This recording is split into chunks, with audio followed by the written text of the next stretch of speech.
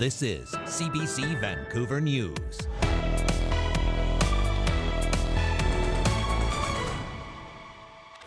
They noticed a lot of things immediately about discrepancies between the size of the panel, the thickness of the panel. Faux exhibit. The Vancouver Art Gallery unveils a new collection of fake sketches.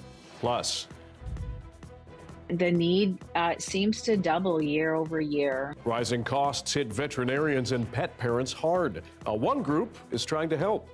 We've made so many friends because of her. Just like coming home. I love her meatloaf and I love all the food that they make her. It's one of the last remaining accessible spaces in the neighborhood where things are cheap, things are good. It's awesome. I know the hands that are preparing my food. And back in business, a beloved downtown Eastside cafe reopens after being hit by suspected arson. Good evening, I'm Dan Burritt. Thanks for joining us. A busy outpatient facility near Vancouver General Hospital was closed today by a fire, and now the fire chief says it was arson. Crews were called to put out the flames at the Gordon and Leslie Diamond Healthcare Center on Laurel Street and 12th Avenue around 5:30 this morning. The department says they found a small fire in the reception area that caused some smoke and water damage. No one was hurt, but Fire Chief Karen Fry tells CBC News Tonight that the blaze was intentionally set, and police are now investigating. Coastal Health says it plans to reopen the center on Monday after repairs. A nearly decade-old mystery at the Vancouver Art Gallery has finally been solved. For years, the gallery has been working to authenticate a collection of sketches from a famed group of 7 artists. Now it's announced they're fakes, and as Belle Puri shows us, they're the subject of a new exhibit. The sketches were trumpeted as the most significant historical donation ever received by the Vancouver Art Gallery, but it wasn't long before art experts started to ask questions. They noticed a lot of things immediately about discrepancies between the size of the panel, the thickness of the panel. The 10 oil sketches were thought to be by Group of 7 painter J.E.H. MacDonald. The group includes iconic landscape painters active in the 1920s and 1930s. In 2015, the sketches were billed as newly discovered and never before displayed. There were several red flags raised about the artwork. Some of the concerns were about the brush strokes. Some of the concerns were about the color palette and techniques generally used in the sketches. For instance, experts say MacDonald never included people in his initial sketches. He would go out in the landscape, paint the landscape, and then he would make alterations to the work, add figures, do other things, make changes. And the artist who made this was obviously not aware of that. The gallery was told the paintings were buried for decades in the artist's backyard. In the 70s, they were reportedly dug up and bought by a family friend whose sons, another 40 years later, found the work stashed in a basement. Ultimately, it was the Federal Heritage Agency that discovered the truth. In microscopic bits of paint, it found colors not even available during MacDonald's lifetime. We didn't have to look in detail into MacDonald's mixtures and pigments because the result was so clear at the outset that he couldn't have used those pigments. The gallery has now turned that investigation into an exhibition. The important thing is that we're transparent and human, and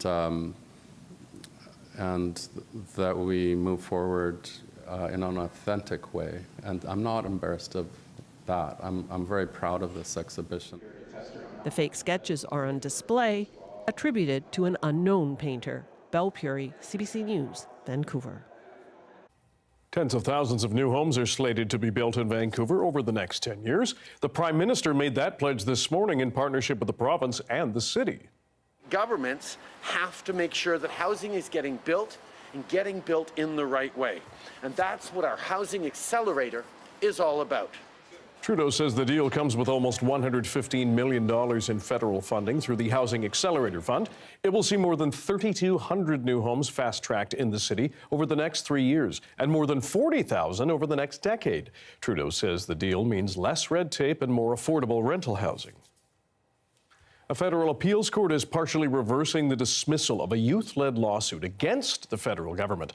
They're alleging Canada's policies and actions worsen the climate crisis and violate charter rights. The case is being brought forward by 15 teenagers from across Canada.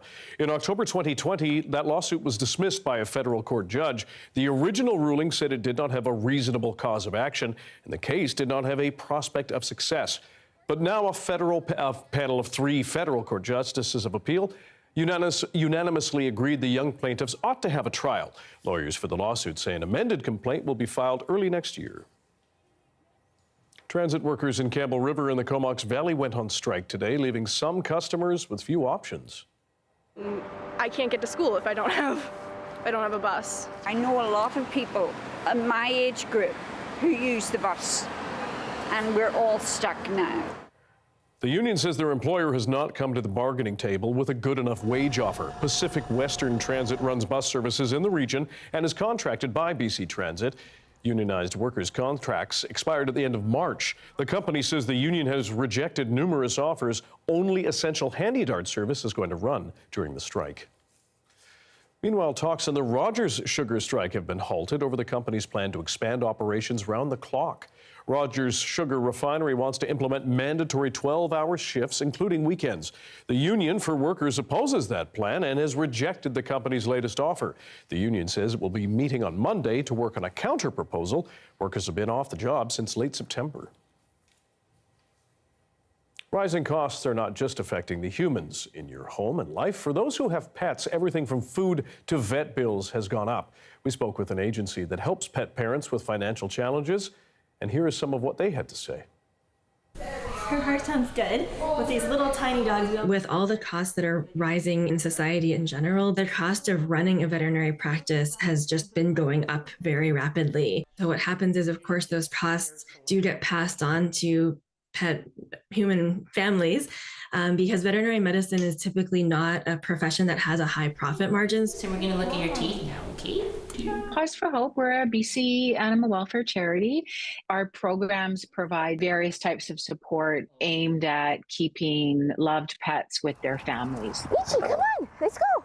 Come on. They pay 80% of my vet bills, and then I pay the remaining 20%. So a vet bill that would have cost me anywhere between $500 to $700, it kind of only ended up costing me, I think, about $100. So we receive on average between 150 to 200 requests for help a month, and we simply do not have the funds to help everyone that needs help. And that the need seems to double year over year. Something that would have cost like maybe $50 to $60 a couple of years ago is now looking like $100 to $125, depending on the vet that you go to. We have publicly funded healthcare in Canada, and we're very fortunate for that. Because of that, I think sometimes people don't think about the cost of animal healthcare as much because they aren't used to seeing the cost of their own healthcare. So for pet guardians, we encourage planning ahead and looking into things like pet insurance, third-party payment plans, things that, can help bridge that gap where the vets do have to keep their doors open. They can't just give away services for free. Good girl. Nietzsche has gotten me up and out of the house, and I suffer with fibromyalgia and depression. And between the two, I didn't leave the house for the longest time. But now we're out all the time, and we've made so many friends because of her. Pet ownership is not a privilege that only some people should be able to benefit from. Like, these are family members, and this dog is providing an incredible mental health and physical benefit to this individual that is likely impacting her health, which has a positive impact on our healthcare system. Honestly, if it wasn't for my pets, I probably wouldn't be alive. They give me a reason to live every day. Yeah, oh my goodness. Oh, good girl. Months ago, a fire damaged a local icon, the Ovaltine Cafe in the downtown east side. It was suspected arson, and there was fear that diner wouldn't reopen. But the owners were determined to do just that, and support from customers poured in. Leanne Young headed down to see a community that's just overjoyed about its return today. Hey, welcome back. Nice to see you, yeah. sister. Hey. You good? Merry Christmas. Like a hug. Okay.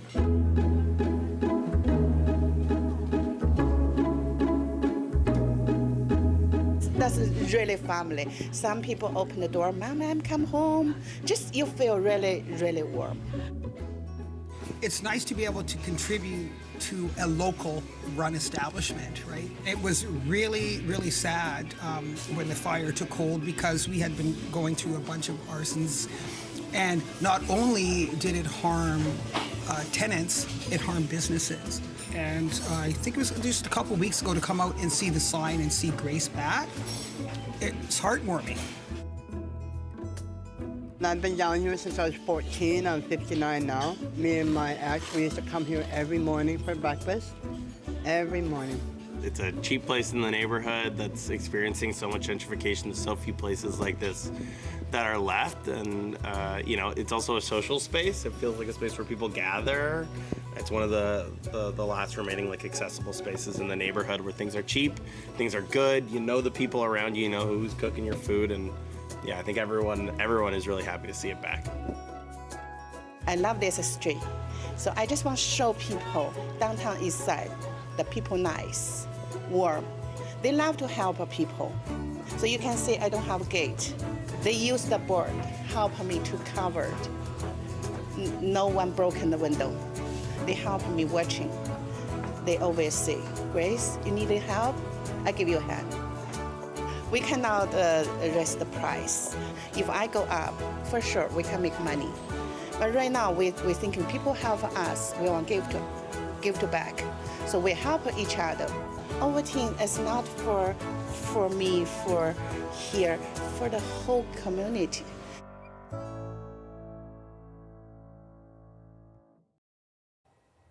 And we have a new fundraising total for CBC Food Bank Day to share with you. Take a look at this.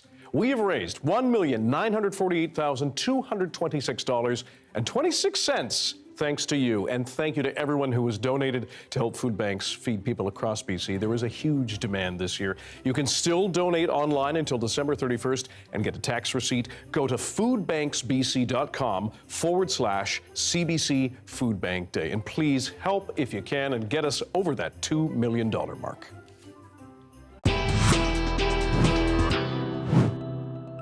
Certainly create a bit more of a dynamic where abuse could increase. The holidays can be a dark time for some people. Why experts say intimate partner violence can rise during this season. What you need to know after this.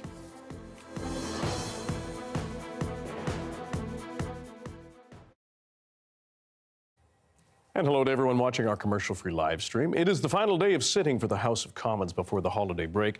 It was at times a rather tumultuous year for MPs as well as Canadians. But as Kate McKenna tells us, some major laws did get passed.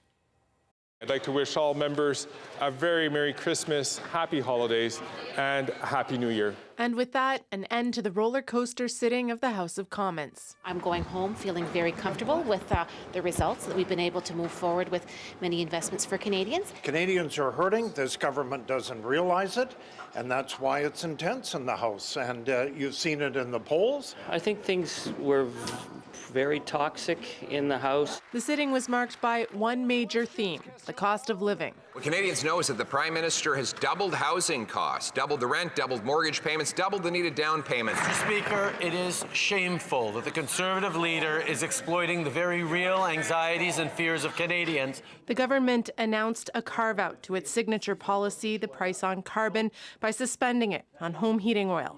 We heard you. We heard our Atlantic MPs and we heard Atlantic Canadians. The move inadvertently gave fuel to the opposition, who want the tax scrapped altogether. To axe the tax. There was also an eventful visit from the president of Ukraine.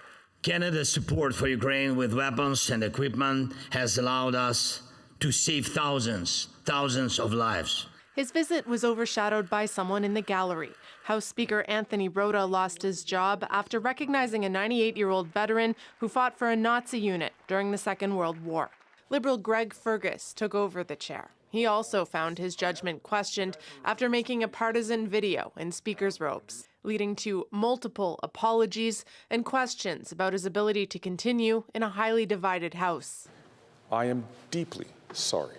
Despite the antics in the House, some major legislation did get through, including bail reform and a bill to remove the GST on new rental housing construction. The house is set to come back at the end of January. Kate McKenna, CBC News, Ottawa.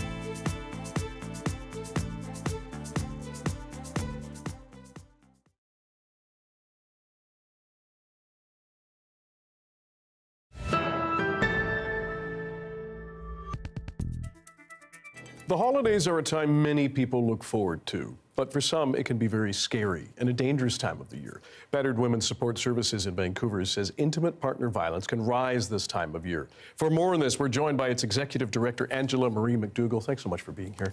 Thanks, Dan. Why do we see an uptick in intimate partner violence this time of year? Yeah, well, it is a mix about the uptick. What we do see, certainly, and there's been some research that's come from the UK that tells us that, yes, there is an increase in violence. And it has to do, of course, with just the pressure that we see in families and the pressure to really have the holiday time be meaningful and to come together. And so often people are spending more time together. But we know that violence is, when domestic violence, intimate partner violence, it is happening regardless of whether there's a holiday or whether there's an event. But sometimes with the added pressure and expectations that we have around the holiday season, it can certainly create a bit more of a dynamic where abuse could increase. And I guess factors such as if people are feeling financial pressures and partying, alcohol, substance use, that kind of thing as well, right? Well, those things don't cause abuse, but they can certainly be aggravating kind of factors in the abuse happening. And it's certainly something that we want to work with survivors around and to think about in the sense of safety planning. You mentioned data. Is there any specific data that Canada has or that you follow in this country? Well, there isn't, but in the sense of peer-reviewed. But we know anecdotally through our work at Battered Women's Support Services that so often women that are dealing with violence, they will want to just kind of hunker down and sort of bear it out over the holiday season in light of not wanting to create kind of want to make everything to work for the holidays. There's a lot of pressure to have the family experience be, and all what you said in terms of the financial aspects and of course drinking. So these things are things that I know that victims and survivors are navigating. And mostly we know that transition houses are full as well at this time. People tend to stay in place if they haven't left already, then or returned to abusive relationship. Then if they're in a transition house, they're going to stay. So there are some limited resources available during this time as well, in the sense of safe options. I was going to ask, and we appreciate your time. What are the options that people have that even if resources are slim? Well, I do think that anybody that's concerned about an abusive relationship certainly has that should reach out to their local transition house. For sure, there are transition houses all across British Columbia, and they often have 24-hour crisis lines, and it's a way to reach out and to talk through their circumstance. Our crisis line, of course, is available, and we have support workers who are available to help with safety planning and navigating difficult circumstances, and those are all really important things. And anybody that's concerned about a friend or a family member, this is also a time where you could reach out and to ask in a safe way if there's anything that they need, and then certainly to connect with a frontline organization like a transition house or us, Battered Women's Support Services. Angela Marie McDougall, we appreciate your time and your perspective. Thank you. Thanks. Here's a live shot of Georgia Street. Darius will have your BC-wide weather forecast right after this.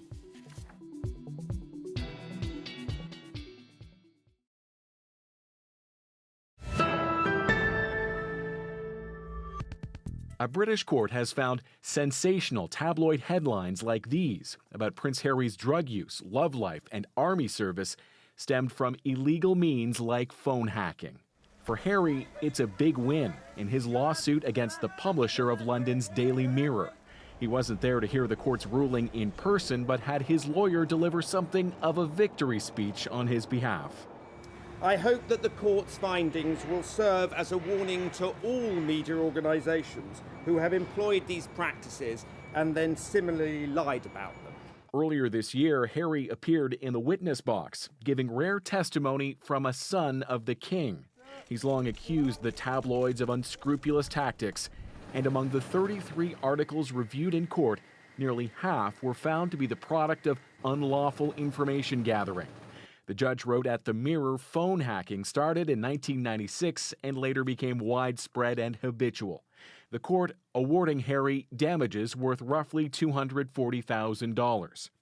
I think he wants to prove that he hasn't just been moaning about his invasion of privacy by the media. This is a pretty good outcome for Harry. The court also found former tabloid editor turned broadcaster Piers Morgan knew full well about voicemail interception. He responded defiant as ever. I've never hacked a phone or told anybody else to hack a phone, and nobody has produced any actual evidence to prove that I did. In his memoir, Harry recalled a conversation he says he had with his father, King Charles, and his brother, Prince William, suggesting they didn't support his fight. But they were keen to know how my lawsuit was going, because that directly affected them. Still ongoing, I said. Suicide mission, Pa mumbled. Maybe, but it's worth it. Harry's battle with the tabloids is hardly over. He's now calling on police to lay criminal charges. Thomas Diagla, CBC News, Toronto.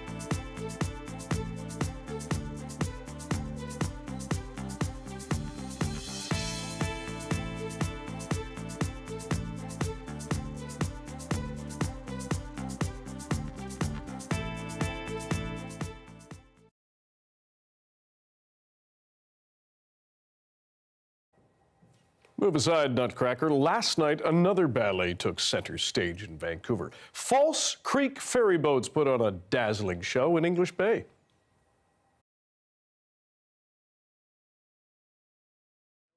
Light up the harbor, but we've never really called it an event before. And then we were approached by some schools that wanted to bring their choirs down, and then our partner, the False Creek Ferries, they offered to do their boat ballet, and voila, we added some hot chocolate, and it's called an event. It's beginning to look a lot like Christmas.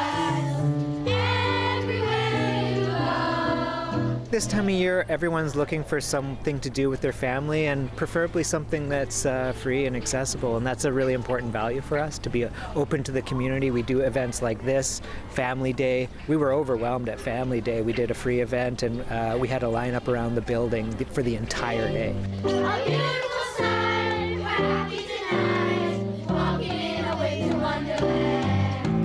Well, it was a lot of fun. Everybody was already having a great time at the Maritime Museum with the event, and we had a blast taking part in that. They have this wonderful spot in Vanier Park, but it is a little dark at night in the wintertime, so it's tough getting people out here. So this was a way of bringing people out to Heritage Harbor to enjoy this beautiful view, to enjoy the boats, and to have some fun. Yeah, it's fun for the ferry drivers too. This is the kind of thing that we look forward to doing.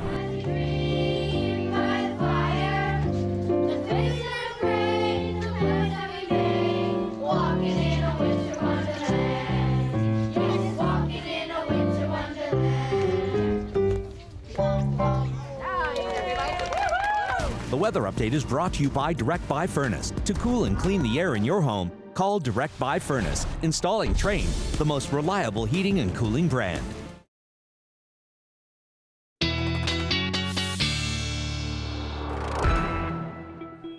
Ahead of the weekend, science and climate specialist Darius Madavi is here to tell us what we get across our great, big, beautiful province. Yes, well, it's a pretty benign weekend coming up. We do have some more systems rolling off the Pacific, but once again, they are going to be fairly weak, to be honest. We're not going to see major swings in temperature, precipitation, any of those things. You can see across the south coast, temperatures remain pretty stable, but it's in the north that we see temperatures change quite a bit. Temperatures coming up in the Peace, down in the northeast, and staying relatively similar up in the northwest. So we'll see those fluctuations throughout the weekend. But beyond that, we stay pretty seasonal across parts of southern BC. So I suppose the big news then would be the snowfall warnings that we had issued earlier today, calling for some pretty heavy snowfall in inland parts of the central coast and just east of Prince George and Quesnel in the McGregor region. In those places, we did see some significant snowfall. Environment Canada was calling for anywhere from 10 to 20 centimeters of snow, and a good amount of that seems to have precipitated. Now you can see that we have this system continuing to roll in, but as it comes in, it's going to start rolling down the Columbias, and then a ridge of high pressure starts to push it out early into the pretty early in the weekend. So we see this snowfall start to move away,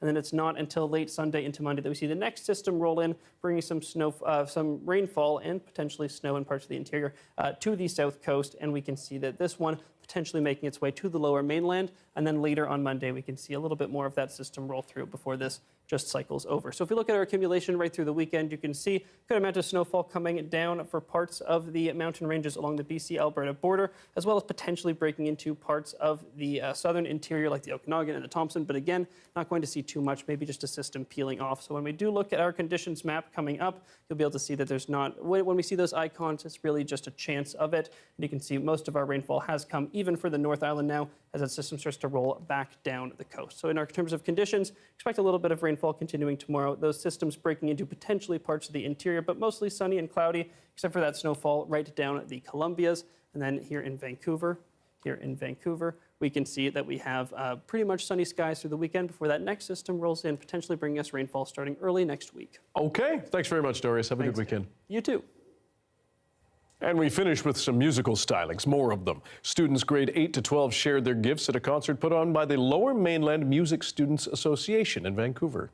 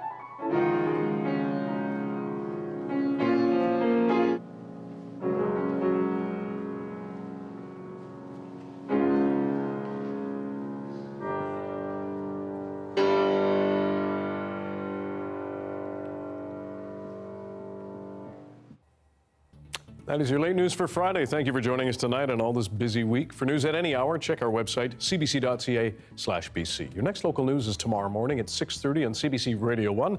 And Janella Hamilton will have your late news right here at 10:30 after hockey. Good night. Enjoy the weekend. Stay safe.